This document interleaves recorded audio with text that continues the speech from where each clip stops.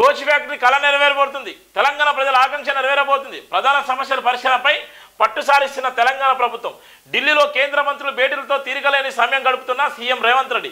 కాజిపేటలో integrated railway coach factory నెలకొల్పాలని railway శాఖ మంత్రి అశ్విన్ వైష్ణవ్కు ముఖ్యమంత్రి రేవంత్ రెడ్డి విజ్ఞప్తి చేశారు.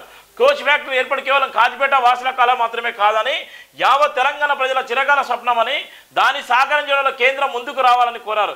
రాష్ట్ర ఎంపీలతో కలిసి సీఎం అశ్విన్ వైష్ణవ్ కలిశారు. రాష్ట్ర పునర్విభజన చట్టంలో కాజిపేట కోచ్ ఫ్యాక్టరీ ఏర్పాటును పేర్కొన్న విషయాన్ని ప్రస్తావించారు. కాజిపేటలో పీరియాడికల్ ఓవర్లో హాలింగ్ ఏఓహెచ్ వర్క్షాప్ ఏర్పాటు చేస్తున్న రైల్వే శాఖ ప్రకటించిందని గుర్తు చేస్తూ, ఆ తర్వాత సైతం కోచ్ ఫ్యాక్టరీ ఏర్పాటు కోరుతూ తను లేఖ రాశానని చెప్పారు. అలాగే వికారాబాద్ కృష్ణా స్టేషన్ మధ్య పూర్తిగా రైల్వే శాఖ వ్యయంతో నూతన రైలు మార్గం నిర్మించాలని, తద్వారా ఇరు ప్రాంతాల మధ్య రవాణాకు 70 కిలోమీటర్ల దూరం తగ్గుతుందని చెప్పారు.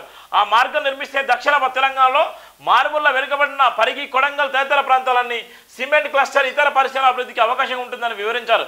కల్వకుర్తి మాచల మధ్య నూతన రైలు మార్గం మంజూరు చేయాలని సీఎం కోరారు. కల్వకుర్తి నుంచి వంగూరు, కందుకూరు, దేవరకొండ, చలకుర్తి, తిరుమలగిరి మీదుగా మాచల వరకు తాము ప్రతిపాదించే నూతన మార్గం ప్రతిపాదిత గద్వాల్, డోర్నకల్ ఇప్పటికే ఉన్న మాచర్ల మార్గాలను అనుసంధానిస్తుందని సీఎం వివరించారు.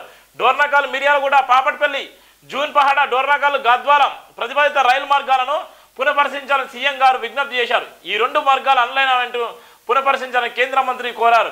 ముఖ్యమంత్రి వెంట ఎంపీలు అనిల్ కుమార్ యాదవ్, మల్లు రవి, సురేష్ షెట్కార్, పోరిక బలరాం నాయక్, కిరణ్ కుమార్ రెడ్డి, గడ్డం వంశీ, కడియం కావ్య, రామసేం రఘురామరెడ్డి, కందూరు రఘువీరు, ప్రభుత్వ సలహాలు మహమ్మద్ అలీ, షబ్బీర్, మాజీ ఎంపీ హనుమంతరావు కూడా ఉన్నటువంటి నేపథ్యం ఉంది.